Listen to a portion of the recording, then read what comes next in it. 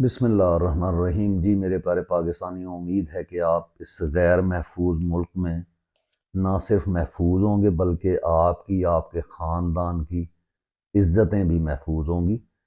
تو خبر گرم ہے کہ جناب قاضی فائد عیسیٰ صاحب بھٹو کو انصاف دینے کے لیے جو ہے متحرک ہو چکے ہیں، اور یہ ایسے ہی ہے کہ جیسے کیا کہتے ہیں کہ آپ نے سب کچھ کر لیا اور ابھی بھی آپ باطل کے ساتھ کھڑے ہیں، ابھی بھی آپ غلط بات کے ساتھ کھڑے ہیں، ابھی بھی آپ حق کو دبانا چاہتے ہیں، حق سچ کے ساتھ کھڑا ہوتے ہوئے آپ کو ڈر لگتا ہے۔ آپ زندہ جزید یا فرعون سے خوف زدہ ہیں، لیکن مردہ فرعون اور جزید کو گالیاں بھی نکالتے ہیں، اس کے لیے مرنے مارنے پر تل جاتے ہیں، اس کے لیے آپ اپنے بھائیوں کے دشمن بن جاتے ہیں، اس میں آپ شیعہ سنی فسادات کرواتے ہیں۔ یہ قوم نہیں کرتی، یہ مقتدر حلقے کرواتے ہیں۔ ڈیوائیڈ اینڈ رول ایک واحد، آپ کو پتہ ہے کہ آپ کے جو مقتدر حلقے ہیں جس کو خاص کر اسٹیبلشمنٹ کہا جاتا ہے، ان کی تعلیم 12ویں جماعت سے زیادہ نہیں ہوتی۔ اگر وہ چاند مانگتے ہیں تو کیا ان کو چاند لا کر دے دیا جائے گا؟ اگر وہ فوجی ٹرائل میں سیولین کا جو ہے وہ کہتے ہیں کہ کیس چلانا ہے تو کیا ان کو اجازت دے دی جائے گی؟ ان سے یہ نہیں پوچھا جائے گا کہ آپ کے ججز ہیں جن کو آپ بٹھائیں گے وہاں پہ، جو فیصلہ کریں گے، جس کو نہ تو آپ میڈیا کے اوپر لے کے آئیں گے نہ لوگوں کو دکھائیں گے بلکہ خفیہ ٹرائل رکھیں گے، اور خفیہ چیزوں کو رکھنے میں یہ یعنی چیزوں کو خفیہ رکھنے میں یہ اس قدر ماہر ہیں کہ اگر تاریخ کے پردے چاک کیے جائیں تو ان کا سیاہ ترین چہرہ آپ کے سامنے آ جائے گا۔ تو میں قاضی صاحب، جو تاریخ ہوتی ہے نا وہ بہت ظالم ہوتی ہے۔ آپ جو مرضی کر لیں، جو مرضی کریں، جیسا مرضی لباس پہنے، آپ برہنہ نظر آ رہے ہیں، آپ کوشش کریں پورے شہر کو اندھا کر دیں، لیکن اس کے باوجود تاریخ جو ہے آپ کو کوئی وقت ہوتا ہے جب وہ خود گناہ گار کے گناہ تک پہنچتی ہے اور آپ کو مکمل ننگا کرتی ہے۔ لیکن یہاں پر اب معاملہ الٹ ہے، کیونکہ یہ وہ دور نہیں ہے۔ تاریخ روزمرہ کی زندگی میں لکھی جاتی ہے، کیونکہ روز کوئی نہ کوئی ویلاگ، کوئی ویڈیو، کوئی سٹیٹس، کوئی یعنی کسی نہ کسی جگہ پہ چیزیں محفوظ ہوتی چلی جاتی ہیں، اور اگر آپ تھوڑا سا اپنی ذات سے نکل کر سوچیں، جو کہ ممکن نہیں ہے، یعنی وہ فریب ذات ایک ایسی چیز ہے کہ اس سے آپ باہر نکل ہی نہیں سکتے۔ اگر آپ اس سے باہر نکل جائیں تو پھر تو آپ وہ اقبال کے شاہین بن جائیں نا، پھر تو جو وہ عمران خان کہتا ہے کہ پھر تو آپ کو اللہ کے علاوہ کسی کا خوف ہی نہ رہے۔ آپ کی عمر کتنی ہے، ریٹائر آپ نے ہو جانا ہے۔ بندیال صاحب چلے گئے ہیں اور بہت بڑے ججز آئے، بڑے جرنیل آئے جنہوں نے آگے یہاں خدائی کا دعویٰ کیا، لیکن اپنے انجام سے جا ملے، اور آج ان کی قبریں کہاں ہیں؟ لوگ وہاں، میں اگر غلط الفاظ کہوں تو لوگوں کو معلوم بھی نہیں کہ ان کی قبریں کہاں ہیں۔ اور وہ لوگ جو ان کے خلاف کھڑے ہوئے، حبیب جالب جیسے لوگ، ساگر صدیقی جیسے لوگ، فاطمہ جناح، قائد اعظم، یعنی بھٹو صاحب، حالانکہ لوگ اپنی خوشی سے دکھی دل کے ساتھ وہاں جاتے ہیں، فاتحہ بھی پڑھتے ہیں، اور آپ بے شک فیصل مسجد کے سائے تلے آپ کو دفن کر دیا جائے تب بھی لوگ کبھی وہاں جا کر فاتحہ نہیں پڑھتے، اور بعض لوگوں کو تو پتہ بھی نہیں ہے کہ یہ جناب وہ جو مرد مومن مرد حق اپنے آپ کو کہنے والا منافق شخص تھا وہ کس جگہ دفن ہے۔ یا ایوب خان جس نے اس ملک کے ساتھ غداری کی، اور جو آج غداری کر رہے ہیں، یہ کہاں ہوں گے کسی کو پتہ بھی نہیں ہوگا۔ کوئی بیلجیم کے جزیرے پر دفن ہو جائے گا، کوئی کسی جگہ دفن ہو جائے گا، لیکن آپ کی نہ صرف نسلوں کو گالیاں پڑتی رہیں گی، اور آج بھی، اب تو آپ کو آج بھی ہر روز پڑتی ہیں۔ آپ ذرا جا کے آپ دیکھیں، وہ کیا کہتے ہیں نا، بلی کو دیکھ کے کبوتر آنکھیں بند کر لے، یہ جو ایک بات محاورہ بنا ہوا ہے، ایک کہانی ہے، تو ٹھیک ہے آپ آنکھیں بند کر لیں، ورنہ تاریخ تو اب وہ والی تاریخ رہ ہی نہیں گئی کہ جو زبردستی لکھوائی جاتی تھی، جس میں آپ بہت کچھ چھپا لیتے تھے۔ اب تو آپ مکمل طور پہ برہنہ ہو چکے ہیں، اور قوم جو ہے وہ بس اس چیز کا انتظار کر رہی ہے کہ اگر یہ صحیح ہو جائیں ٹھیک ہے، نہیں تو آپ چاہتے ہوئے بھی اس انقلاب کو جو برپا ہونے والا ہے اس کو نہیں روک سکتے۔ تو میں قاضی صاحب سے یہ کہوں گا کہ قاضی صاحب، بھٹو صاحب کی بجائے اگر آپ نے ایسے ہی کیسز لگانے ہیں تو پھر قائد اعظم کا اور فاطمہ جناح کا بھی لگا لیں۔ قائد اعظم کو بھی قتل کیا گیا، یہ کلیئرلی بتا رہا ہوں، پاکستان سٹڈیز پڑھا کر نوجوانوں کو جو گمراہ کیا گیا ہے، تو آج میں آپ کے سامنے مکمل طور پہ پہلے قائد اعظم کی جو ہے کہانی رکھتا ہوں۔ کہانی تو نہیں ہے، المناک داستان ہے کہ ایک جو father of the nation, founder of Pakistan, اس کے ساتھ سچ بولنے کی پاداش میں کیا کیا گیا، اسے بھی قید کیا گیا، انہیں بھی جو ہے ہاؤس اریسٹ کیا گیا، کیسے ان کی آواز کو دبایا گیا، کیسے ان کو موت کے منہ میں دھکیلا گیا، اس کو ہم ایک ایک کر کے پردہ چاک کریں گے۔ اور پاکستان سٹڈیز میں آپ کو سمپلی بتایا جاتا ہے کہ زیارت میں جناب آپ چلے گئے آخری ایام گزارنے کے لیے، زیارت اتنے ٹھنڈے مقام پر ایک ٹی بی کا مریض کیوں جائے گا، اس کے پیچھے کیا کہانی ہے، تو یہ آپ کے لیے میں لے کر آیا ہوں، اور اس کو آپ نے غور سے سننا ہے اور آپ کو سمجھ آ جائے گی کہ ہمارے اصل مجرم کون ہے۔ جناب قیوم نظامی اپنی ایک تصنیف یعنی قائد اعظم بطور گورنر جنرل میں لکھتے ہیں کہ 1948 میں قائد اعظم نے ایوب خان کو یہ کہا کہ آپ نے سر عبدالرب نشتر کی معاونت میں، یعنی کہ ایک فوجی نے ان کی معاونت میں کیا کام کرنا ہے، آپ نے جو مہاجرین ہیں ان کو بسانا ہے، فسادات سے بچانا ہے، اور آپ نے ان کو ریلیف دینا ہے۔ تو کچھ عرصہ کے بعد ایک فائل جو ہے وہ قائد اعظم تک آتی ہے سر عبدالرب نشتر صاحب کی طرف سے کہ یہ جو ایوب خان صاحب ہے، ان کو فوج سے زیادہ یا اپنی ڈیوٹی سے زیادہ سیاست کا شوق ہے۔ تو اس فائل کے اوپر قائد اعظم لکھتے ہیں کہ میں اس ایوب خان کو جانتا ہوں، اس کو واقعی جو ہے وہ سیاست کا زیادہ شوق ہے اپنی ذمہ داریاں نبھانے سے۔ تو اس کے لیے قائد اعظم نے باقاعدہ لکھا کہ یہ 1 سال تک کسی کمانڈ پر نہیں رہیں گے، اور اس کے ساتھ ساتھ یہ 1 سال اپنا بیج بھی نہیں لگا سکیں گے۔ تو یہ وہ قائد اعظم نے جو ہے ایک قسم کا as a governor general founder of Pakistan ہونے کے ناطے ایک ایسے شخص کو، جس کی مزید ابھی میں آپ کو بتاتا ہوں کہ کیا کیا اس کے گناہ تھے، تو آپ کے آگے یہ چیزیں تمام آشکارا ہوتی جائیں گی۔ اور اس وقت کے سابق یعنی میجر جنرل سید شاہد محمود نے اپنی سوانح عمری میں یہ لکھا ہے ایک واقعہ کہ علی گڑھ میں جب وہ زیر تعلیم تھے، علی گڑھ میں بڑا ڈسپلن تھا،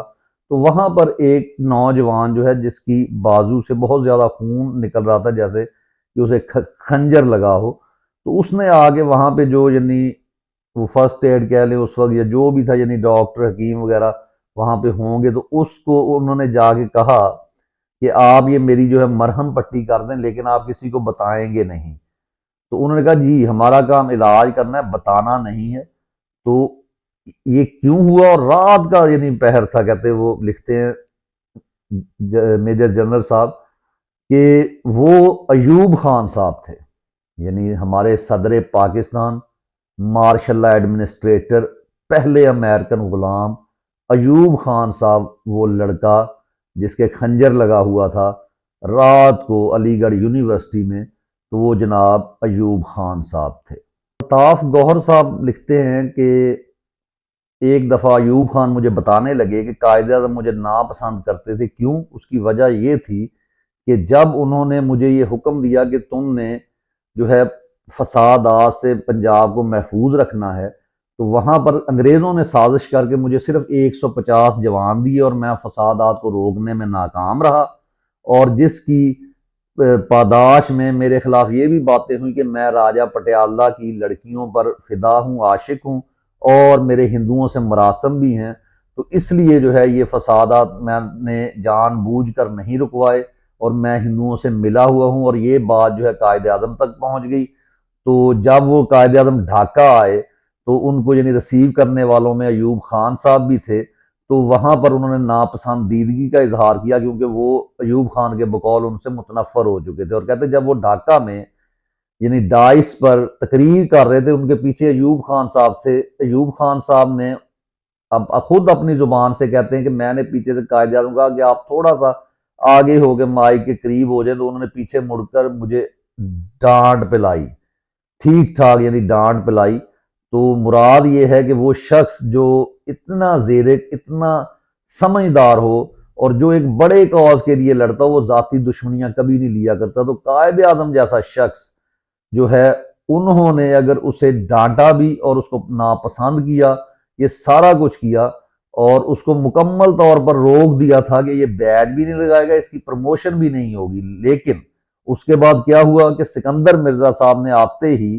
ان کو نہ صرف پروموٹ کر دیا بلکہ ان کو ایکسٹینشن بھی دے دی، اور اس طرح سے یہ کالی بھیڑ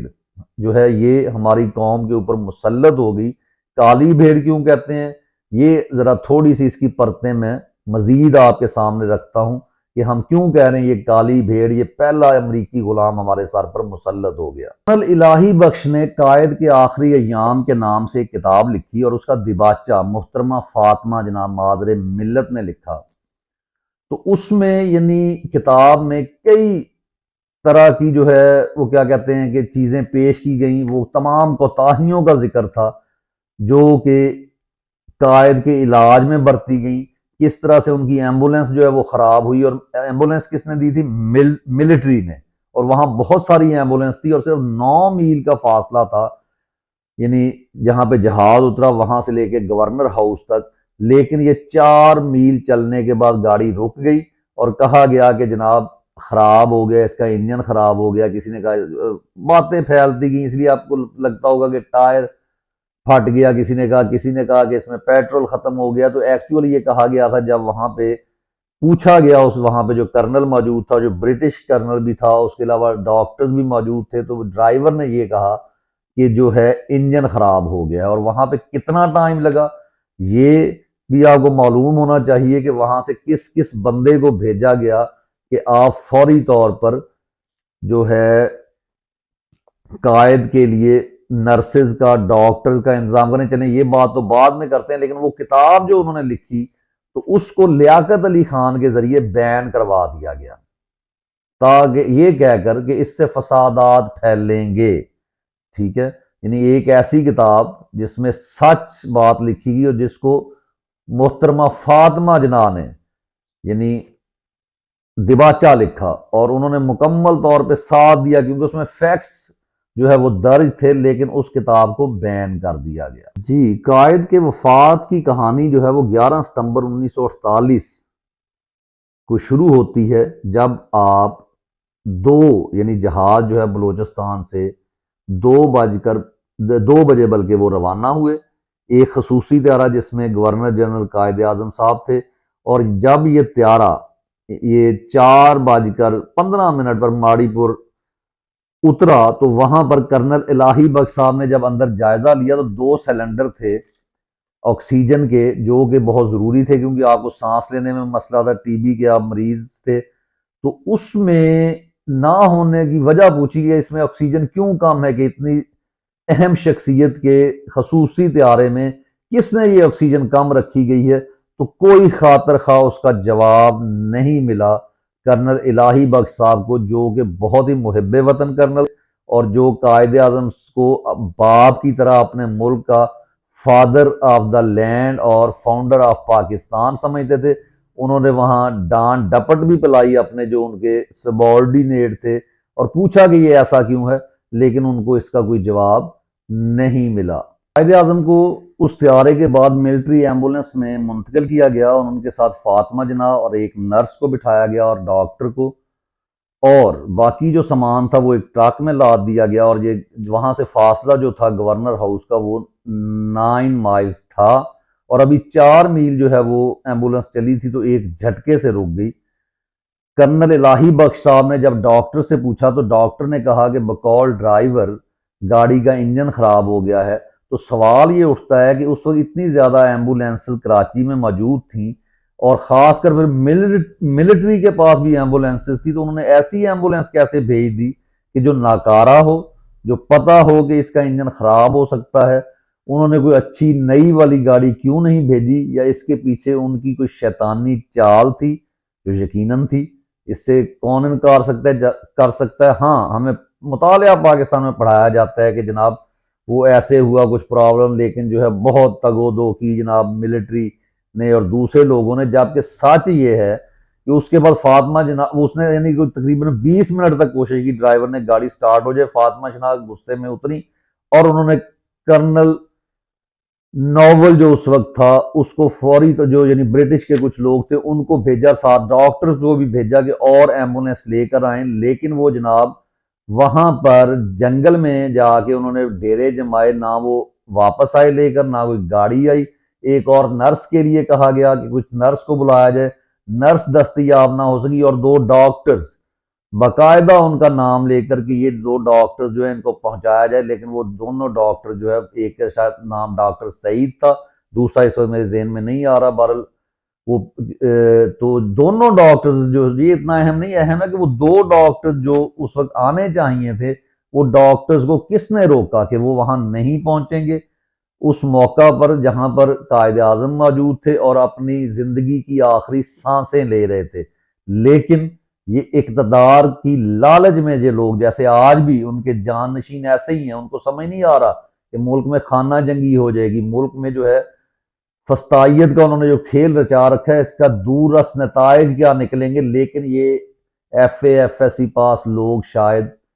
مرتے دم تک اسی تعلیم کے ساتھ مر جاتے ہیں، دوسرے جزیروں پہ چلے جاتے ہیں، نہ علم حاصل کرتے ہیں، نہ یہ پڑھے لکھے ہوتے ہیں، نہ پڑھنے کی کوشش کرتے ہیں، اور پڑھے لکھوں کے اوپر یہ حکومت کرتے ہیں۔ اور بہرحال ہم اپنے اس طرف آتے ہیں کہ قائد اعظم کے ساتھ مزید کیا کچھ ہوا۔ کرنل الہی بخش صاحب نے دو ڈاکٹرز کو بلانا چاہا، جن میں ایک کرنل مظہر حسین اور دوسرے کرنل سعید، دونوں کا آرمی سے یعنی تعلق تھا، کرنل تھے، رینک کے تھے، لیکن یہ لوگ وہاں نہیں پہنچے۔ انہیں کس نے روکا، کیوں نہیں یہ آئے، اس کے پیچھے کیا فریب تھا، وہ تو آپ کو سب کو پتہ چل جائے گا اگر آپ پاکستان سٹڈیز سے، مطالعہ پاکستان سے نکل کر دوسری کتابیں پڑھیں، کچھ تحقیق کریں، تو آپ کو تمام پتہ چل جائے گا۔ اور ہم تو وہ ہیں کہ جنہیں ہے حکم اذان، مجھے ہے حکم اذان، یہ جو مرضی کر لیں، ہم اپنی قوم کو بتائے بغیر، پھر ہمیں محسن یا استاد اگر لوگ کہتے ہیں تو ہم یہ چیزیں تو بتا کر جائیں گے۔ اور دوسری نرس کا بھی اہتمام نہیں کیا جا سکا، حالانکہ کراچی کے اس وقت ہسپتالوں میں بہت ساری نرسیں موجود تھیں جو آ سکتی تھیں، لیکن نہیں۔ اور اسی یعنی تگ و دو میں، اسی بلکہ واردات میں جو 7 بجے شروع ہوئی اور یہ 8:20 پر جب قائد کی طبیعت بہت خراب ہو گئی، ان کو لے آیا گیا گورنر ہاؤس میں، تو وہاں پہ کیونکہ آدھے گھنٹے کا سفر تھا، لیکن وہاں تک جاتے جاتے کتنی وارداتیں ہوئیں جو تاریخ میں آج بھی موجود ہیں اور بے نقاب ہو چکی ہیں۔ لیکن ہم ابھی شاید پتہ نہیں کن چکروں میں یہ قوم پڑی ہوئی ہے کہ ہم ابھی بھی ایک دوسرے سے لڑ رہے ہیں، اور کوئی ان کو سچا ثابت کرنے کی کوشش کرتا ہے ان کے جھوٹے بیانیے کی وجہ سے، اور کوئی جو ہے یعنی ان کے خلاف بھی ہے، ان کا احتساب چاہتا ہے، لیکن کوئی شخص اس کے لیے اٹھنے کو تیار نہیں ہے، نہ کوئی قاضی، نہ کوئی جو ہے جج، سب جو ہے مینجڈ ہے جس طرح اس دور میں مینج تھا، تو آج ترقی یافتہ دور میں بھی اگر ایسا ہی ہوگا، لیکن عوام ایسا نہیں ہونے دے گی۔ تو اس کے ساتھ ساتھ پھر آخری الفاظ پہ بھی جناب ان کی بحث چلی، کیونکہ فاطمہ جناح نے فرمایا کہ قائد اعظم نے کہا کہ فاتی خدا حافظ، جو آخری الفاظ تھے، اور جو ہے ڈاکٹر الہی بخش ایک تھے،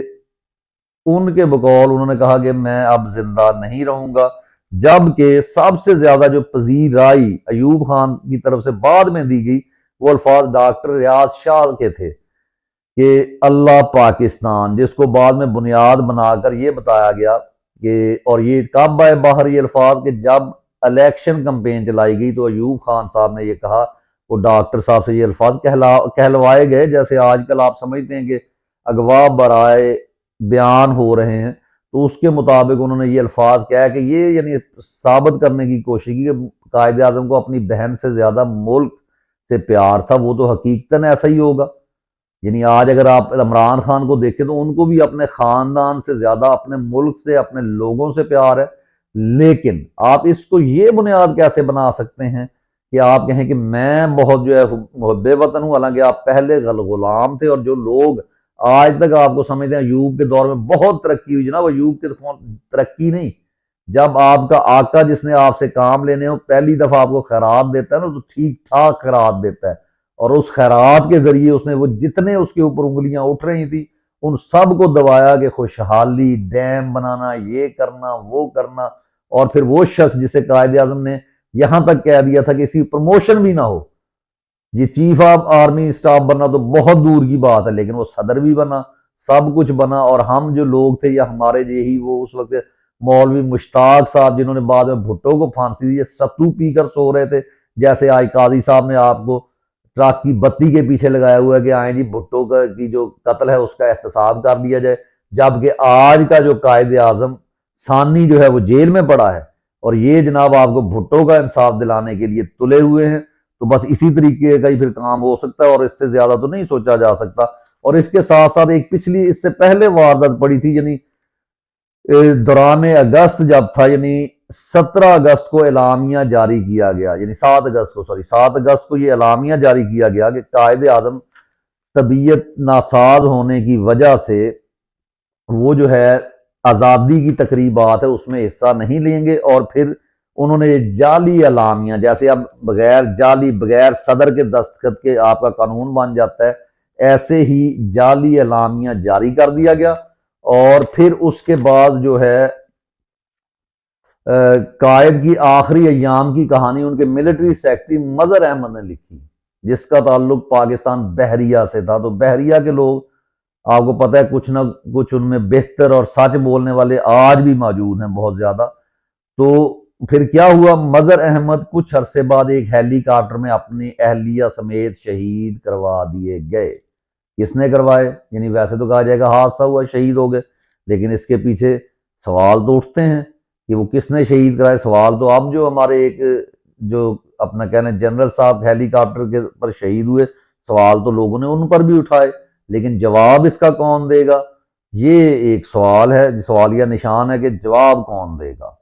اور ایسا ہی حادثہ لیاقت علی خان قتل کے تحقیقی کمیشن کے ساتھ ہوا تھا، کہ جو بالکل جو آج ہم کہتے ہیں نا کہ ان کا کیس حل نہیں ہو سکا، تو ان کے ساتھ بھی یہ حادثہ ہو گیا تھا کہ جب وہ حقیقت تک پہنچنے کی کوشش کر رہے تھے۔ اور آپ یہ یہاں پہ سوال اٹھتا ہے کہ جولائی 1948 کو وہ کون سا ایسا، یعنی یہی کرنل صاحب ڈاکٹر اور یہ انہوں نے قائد اعظم کو یہ کہا کہ آپ جو ہے زیارت میں جا کر جو ہے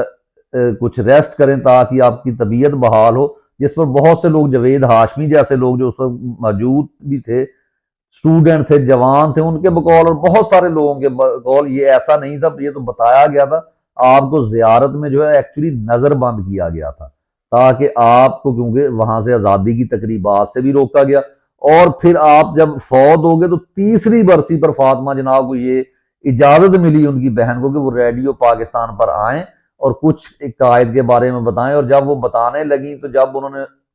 وہ اس وقت کا، جب وہ ان کی وفات کا ذکر کرنے لگے تو انہیں آف ایئر کر دیا گیا۔ یعنی وہ کون سے جینیس ڈاکٹر تھے جناب جنہوں نے ان کو بھیجا کہ جی آپ کو سرد علاقہ جو ہے وہ ٹی بی کے مریض کے لیے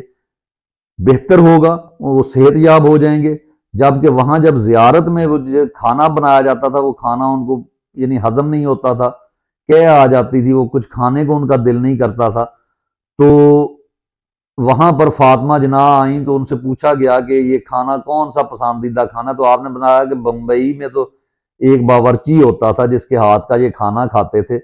تو جناب وہ کیا کیا، سرکار نے ان کو ڈھونڈا اور وہ فیصلہ آباد سے وہ باورچی ملا، وہ کھانا پکا کر جب وہاں پر پہنچایا گیا ٹیبل پر، تو آپ نے کھانا شروع کیا، بتایا نہیں گیا تھا قائد اعظم کو، لیکن کھانا آپ نے بہرحال جی بھر کر کھایا۔ اور انہوں نے پوچھا کہ یہ اتنا مزیدار کھانا فاتح کس نے بنایا ہے، تو فاطمہ جی نے بتایا کہ یہ اس باورچی سے بنوایا گیا۔ تو انہوں نے پہلا سوال یہ تھا کہ اس کا خرچ کس نے ادا کیا اسے ڈھونڈنے کا اور یہ کھانا بنانے کا، تو انہوں نے اسی وقت بتایا کہ یہ جی پنجاب سرکار نے خرچ اٹھایا ہے۔ آپ نے فائل منگوائی اور فائل پر لکھا باقاعدہ کہ مجھے فوری طور پر جتنے اخراجات آئے ہیں وہ بتائے جائیں، کیونکہ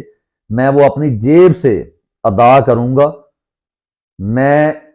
سرکاری خزانے پر بوجھ نہیں ڈال سکتا کہ آپ گورنر جنرل کے لیے جو ہے سرکاری یا میری ذات کے لیے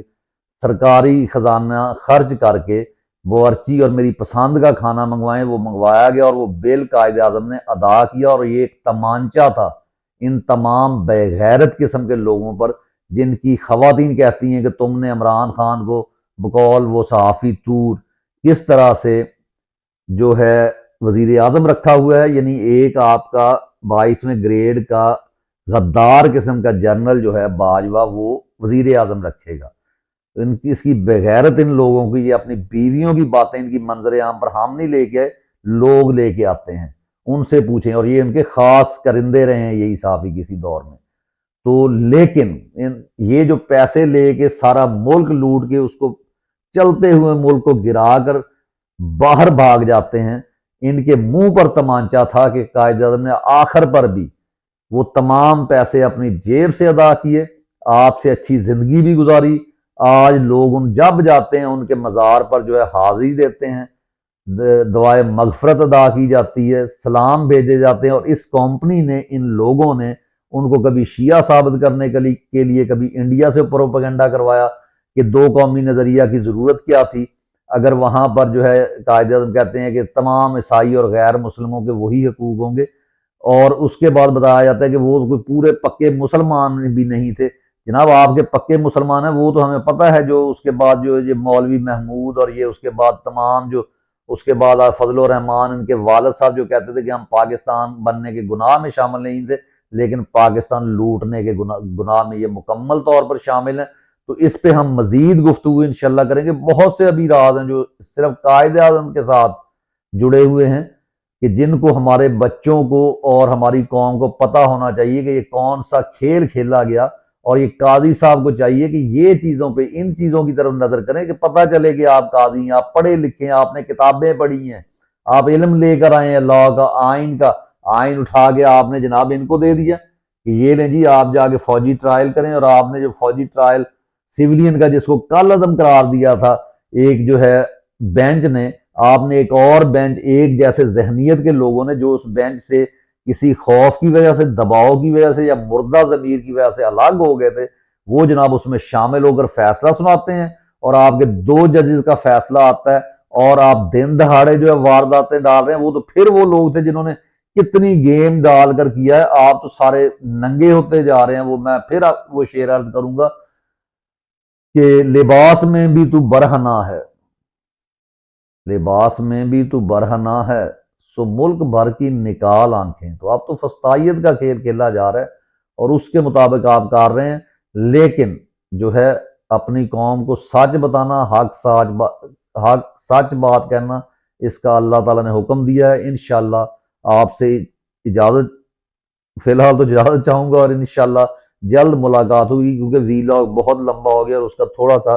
مجھے خود احساس ہے، جس کی وجہ سے یہ الفاظ بھی آگے پیچھے ہو رہے ہیں۔ پاکستان زندہ باد۔